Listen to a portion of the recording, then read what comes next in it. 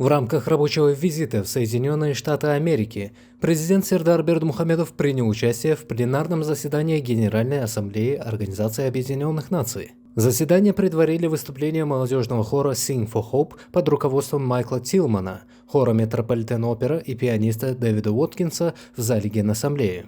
По завершении концерта выступил председатель Генеральной Ассамблеи ООН госпожа Анна-Лена Бербак, после которой выступил генсек Антонио Гутерриш.